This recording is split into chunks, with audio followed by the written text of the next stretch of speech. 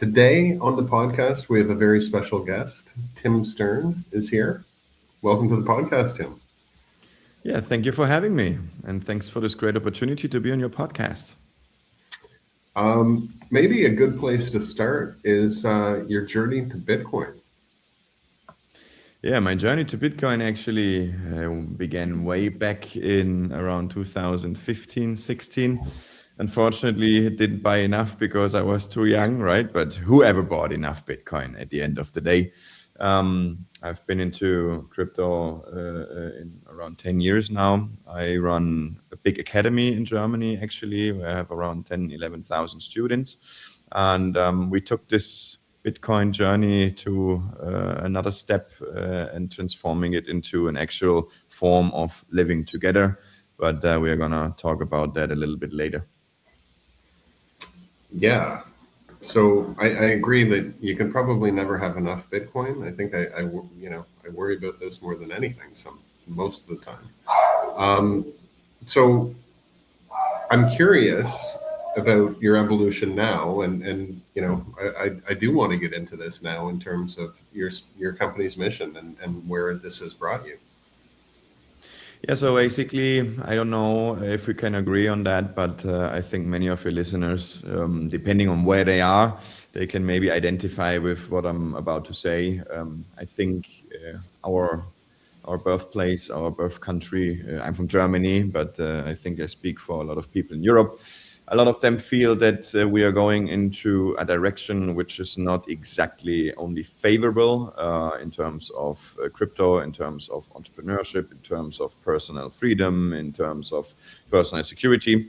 And a lot of them, a lot of us are looking to emigrate somehow, right? And I did this step in 2020 when I was deciding that I'm fed up of all the COVID stuff going on. And I packed my stuff and I got a flight to Margarita Island, actually, in Venezuela. Just wanted to check it out for some months. I know this island since 2004, since I'm 8 years old, as my dad emigrated there in 1997. But of my little plan to stay there for like 3 months. It extended a little bit. Now it's around 5.5 years.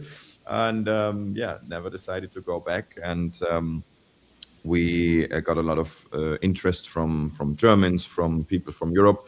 And we decided to do our own little project, a so-called private city. And yeah, as I'm a big fan of crypto and using that for around a decade, we decided to call it Crypto City and implement some really cool techniques from the blockchain into our daily form of life in the form of a DAO. As many of you know, a DAO means a decentralized autonomous organization, and we're using it for government purposes, but actual government purposes, right? So how are the forms of ourselves to live together? How can we do a change? How can we introduce a change of rules? And everybody who owns a plot in Crypto City has a voice and can do votings on the DAO. So that's one pillar of what we're doing. And the other pillar we're doing with the DAO, with our decentralized autonomous organization, is we are financing projects together in Venezuela.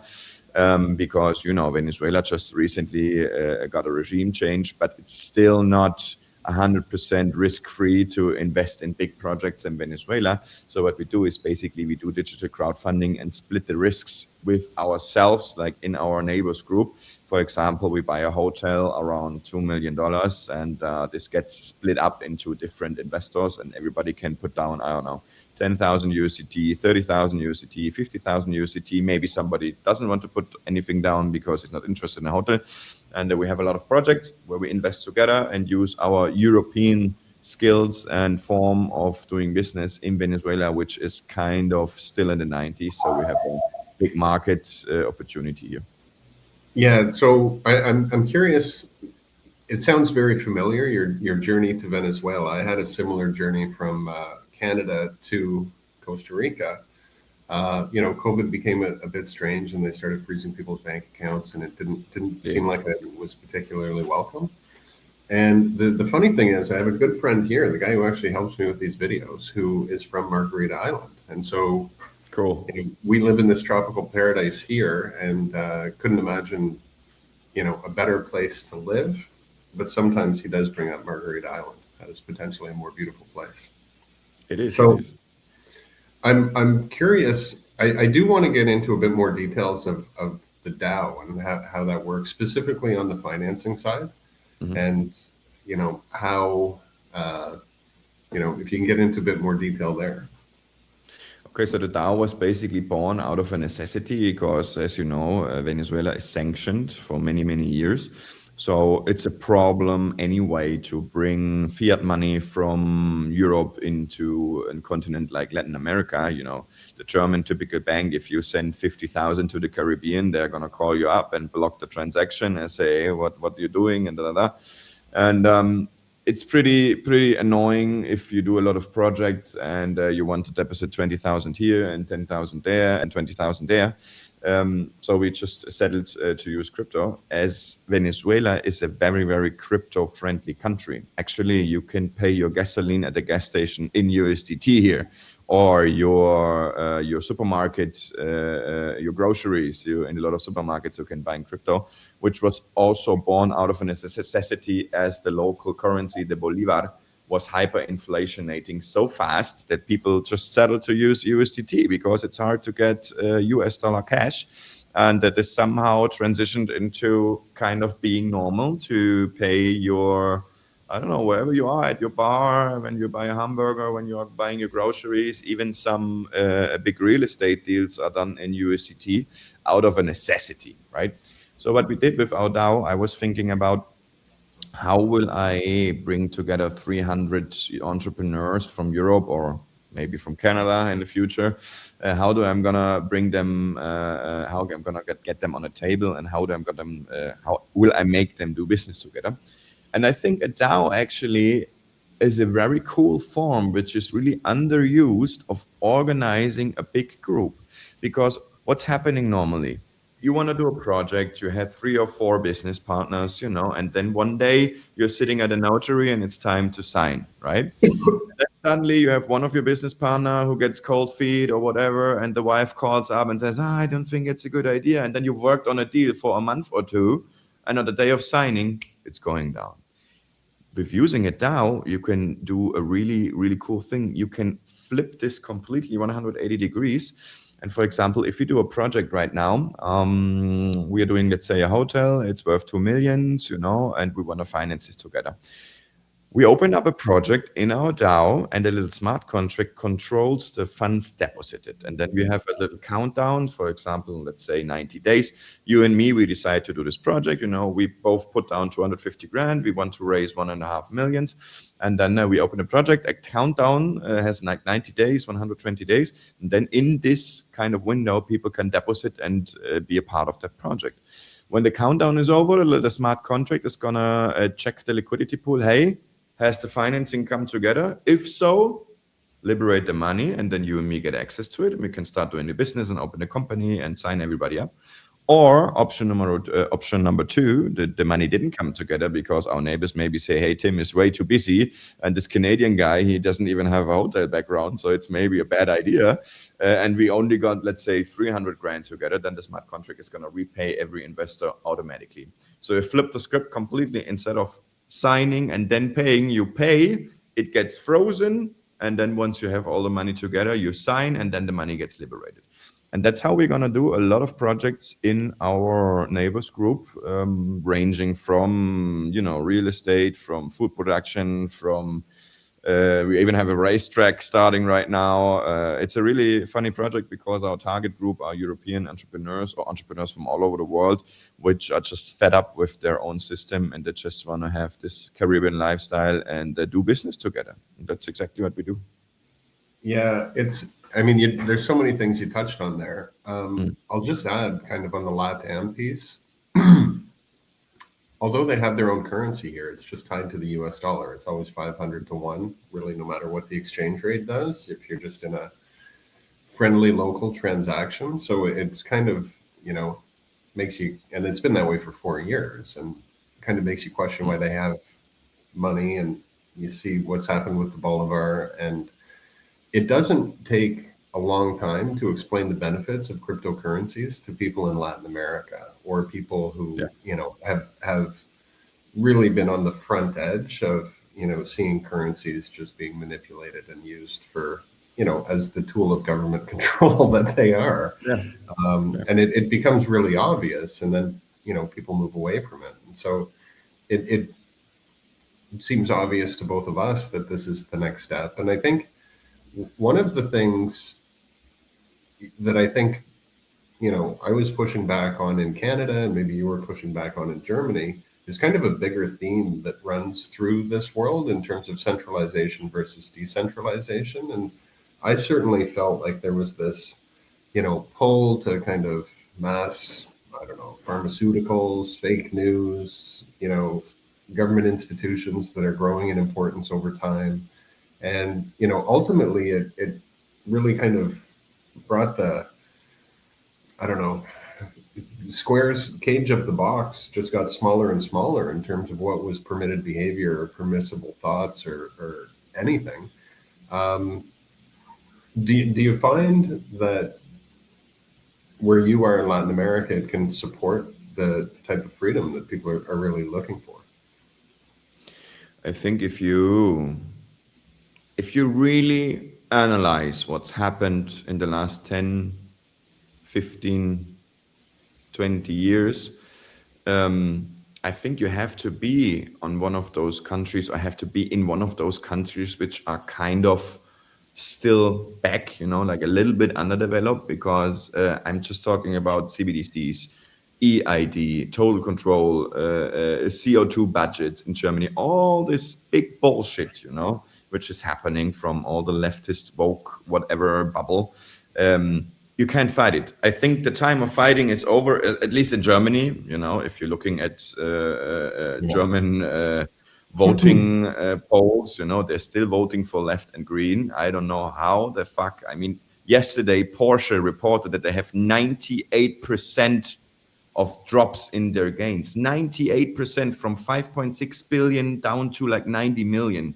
Like, Germany is on the edge of exploding, and the Germans are still voting for leftist bullshit. So what's going to happen? You can either decide to stay and fight and protest, or you can decide to go into another country which is friendly to your entrepreneurial views of the world, and start doing a nice business in a great country, which, yes, okay, it's a little bit underdeveloped. Maybe every 10 days you have 10 minutes of no electricity, but you can go around that, you have a little electrical backup system or whatever. And then you get rewarded with great sun, with great shores, beaches, people, low taxes, and just a great way of life.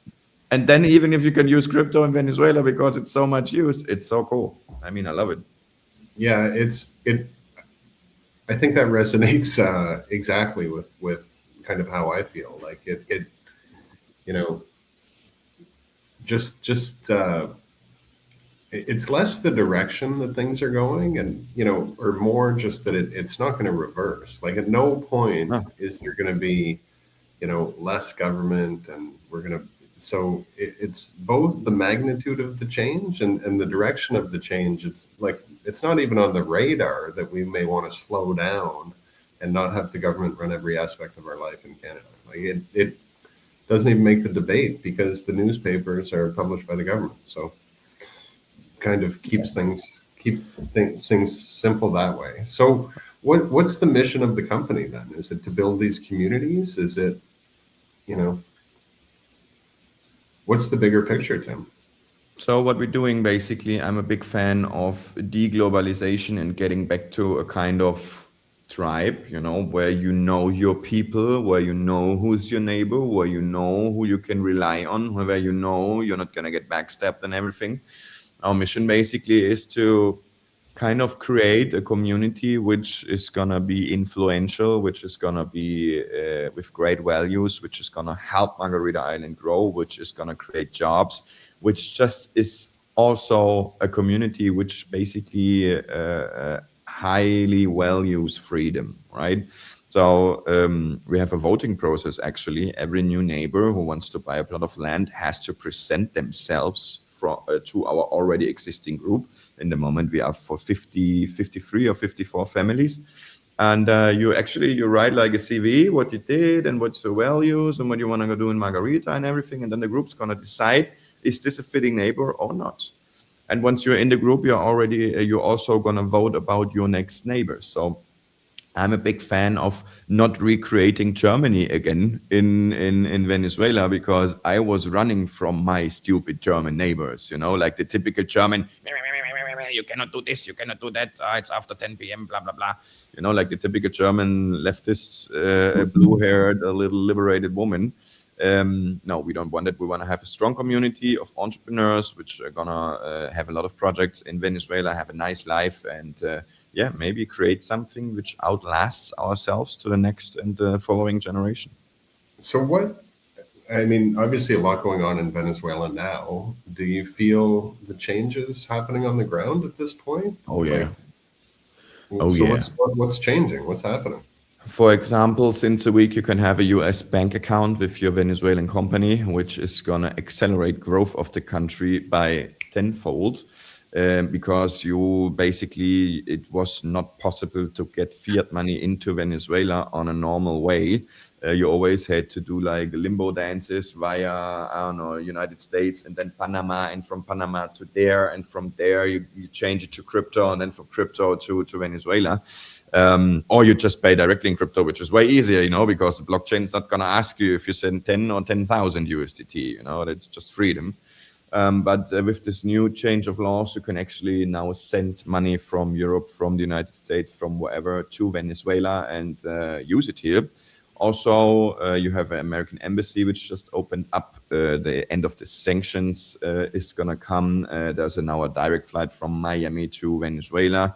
And the travel warnings to Margarita got recently eliminated from Germany. It's just a travel warning now to Venezuela, but not to Margarita anymore, which means there's technically the ability to have direct flights from Europe again to Margarita, like it was 20 years ago. Yeah, a lot of money is coming in. I get calls every day from all over the world, from people with a lot of money who want to invest in Venezuela right now. Just had a Canadian yesterday coming actually to my office. He has a big group, and he's going to a conference in Panama now and talking with 300 people about Margarita as a destination for investing. I think this is gonna be Ibiza again, like it was in the 90s. And if you come on board right now, and you can buy apartments in Margarita for like 50 grand, and you can pay in crypto, which is pretty cool. I mean, where else in the world?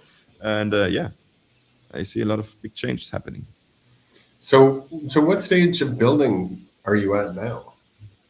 We are building, what we did the last 2 years is we created 45 artificial terraces, which they have like different height points. It looks like a big staircase. We moved 1.1 cubic million meters of earth, which is like 400 times the Big Ben in London. Right now we're doing all the terrace walls, and we're starting to cut the streets. And at the end of the year, we're going to start building all the housing. And then And we already did like the water and the internet and all the amenities around it there. And so how long from that? About a year? No, I think it's going to be finished in around 2030.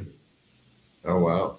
Because Wow. we have a port as well, which is going to be 170 places for the boats. We have a beach club, we have the entrance, we have the Marina Club, we have the old people's living home next to Crypto City, because the parents of the people emigrating to Venezuela, they have to live somewhere as well.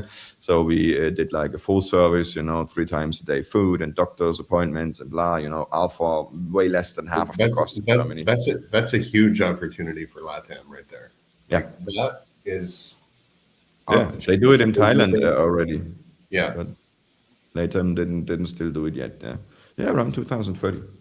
So just questions, because I find everybody in this space, sometimes runs into these regulatory hurdles or blocks. Do you have anything like that you run into? Or I guess more generally, what are the specific challenges that you're dealing with today? What keeps you up at night?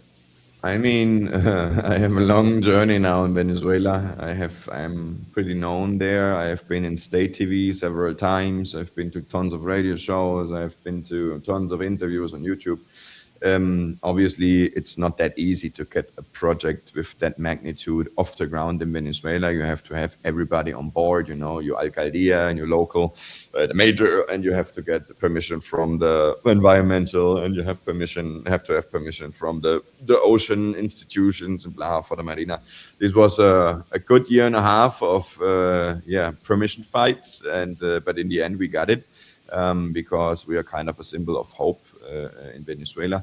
There was a point in time where the government had a problem with its name because they were not happy of the name Crypto City, because everybody was thinking that we do big mining operations and we have our own money, and this is all sounds like like money laundering and blah blah blah. But after I explained to several institutions that this is a project where you're going to have 300 entrepreneurs just using the blockchain to fractionate investments into real world projects in Venezuela, then they understood it. We're like, oh, okay, cool. That's actually a nice project, which is going to create tons of jobs and everything. And then we were pretty good off. Actually got invited to Caracas several times, to speak with a lot of officials and everything. Pretty funny journey being here in Venezuela as a young German guy who kind of stumbles around with all the institutions. But where we are now, we're pretty happy right now. And now you have the government change, which maybe is not only good for Venezuela, but in the international picture, people are less scary right now, or less scared to come to Venezuela right now because the big change happened. Yeah. So I'm trying to decide where to go. Normally I say what's next in the space, but I'm curious, not only what's next in the space, but what's next in Venezuela? I think what's next in Venezuela, Margarita got declared a special economic zone. So if you register your company in one of the special economic zones here in Margarita, you pay 0 taxes. This is going to attract a lot of capital, especially now where you have the regime change introduced. I think Venezuela itself is gonna be ramped up again with their oil production. I have a lot of friends on the mainland which sent me videos, with the big machines suddenly moving again with big like metal sheets and everything, where they're gonna ramp up all the production now again. One of the biggest sugar plants just got opened again in Sucre. Then you have the big Goodyear plant, which they produce tires and shit. I think Venezuela has been on a really, really low point, and I think you can compare it to Germany in 1989 when the wall fell for East Germany. I think that's exactly what's going to happen. You're going to have millions and billions and billions of dollars coming into the country, and you're going to have turbo capitalism in the next 10 years. And if you're early on and playing with the game, have a share of the pie, you're going to have a nice life. Interesting. So, I guess that boils down to your advice for builders. So, you've been in the space a while. You're a young guy. What's your advice to be successful? It's my advice to be successful. Good question. I think if you get out of a jurisdiction where you're gonna be annoyed every day and where you have to do administration every day and being occupied with papers and permissions and whatever, this is like 75% of a workday in Germany, right? Like documentation, administration, and paying your blah and paying this and paying that. You never get off the ground, because once you earn a little bit of money, the German state is gonna take it away, like instantly. How you wanna grow like that? For me, once I had an IT company in Germany. I'm an informatics guy originally. I had 2 years of a little IT company where I had like 1 or 2 employees, and we were like fixing servers and stuff for like companies in Germany. Once I got off to Venezuela and suddenly having to report to basically no one anymore, and just do my business and have way less paperwork. This was like such a turbo. It's like you're kind of untethered. It's like you're this hot air balloon, and they just cut the ropes, and you're now free to fly around the world. Exactly. That's exactly what's happening. And also, you should get into AI, man. If you're still using ChatGPT just for ChatGPT, you're stupid. there's so much great opportunities right now with OpenClaw. I have like 25 agent parallel running, searching all the web for articles in my niche and whatever, and it's great. If you don't use AI, you're gonna get, I don't know, you're gonna be Yeah. left behind. Yeah, I'd agree with that. I'm running a number of different agents, doing a number of different things, helping me with a number of different projects. I honestly have no idea how I could get any of this stuff done without that help. It just, Yep. I'll have different agents, Claude doing one thing and different AI tools doing other things. And Love to it's see it. incredible. But there is a limitation because you do end up with a bit of slop sometimes, and you do end up, you can kind of reach the limits of AI knowledge, I find sometimes. If you're really Sorry, can you rephrase the question? no, I'm just saying sometimes I find that with AI, you can run into the end of the AI knowledge. If you're pushing something new or Yeah. you're like, you don't really get it. I have to figure this out on my own. I think it's most of the time a prompts problem. I mean, if you know how to do the prompts, it's probably gonna work 80, 90, 95% of the time, right? Yeah, well, it should for sure. Well, I mean, this is amazing to see what you're building. I know we looked at the pictures before. I don't know if you want to bring any up now, but it is incredible. And it's amazing, you know, really interested to hear about your journey. And frankly, it sounds like you may be more scarred from your German experience than I am from my Canadian experience. But I just found, my whole life in terms of everything from watching hockey to all these different things I did. And there's a certain way you view the world, whether it's through language, through a number of different things. And when you're in a place that's totally different, you kind of have to rebuild, all these connections. And I think when I did that, I couldn't believe the amount of bullshit I fucking swallowed for, Right. for long, right? It's crazy. I mean, try to explain to a Venezuelan guy that we have 69 genders in Germany. They're gonna think you're crazy. Yeah. Yeah. Well, where can we send people, Tim, who want to learn more about the project and more about you? We have a website called cryptocity.land, LAND. Unfortunately, most of it is in German, but you can use your browser translation tool. And there's also a live chat. This is actually still me. It's not agent. It's nothing. It's actually coming right to my phone. If you have questions, we have also like a Telegram group where I'm sending videos for Margarita, infrastructure videos. I do a lot of YouTube. You should definitely check out Margarita, especially if you have some crypto lying around, which you want to kind of.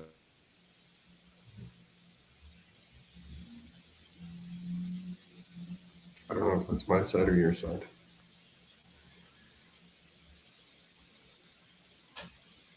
I hope it's your side.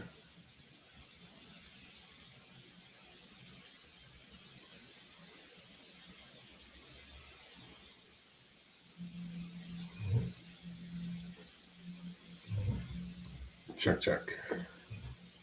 Now we're back. There we go. I was just gonna end the recording. I didn't know what to do. Okay. Yeah. Is it mine or your internet? I mean, I have don't know. 500 Mbits fiber optics. I'm hoping it's yours, but it's possible it's mine. That's what happens in Costa Rica, the developing world. Like you have the same thing. It's like My dad's an internet provider. Actually, he made the whole island with fiber optics. We have 55,000 clients and around 500 employees, and I have fiber optics to my computer directly. It's pretty cool. Well, we need that here. I may investigate Starlink pretty soon. Anyway, Yeah. very, very, very nice to meet you, Tim, and great. Best of luck with the project, and Thank you. look forward to connecting soon. All the best. Hope you're gonna visit us soon. I hope so too. See ya, mate. Take care.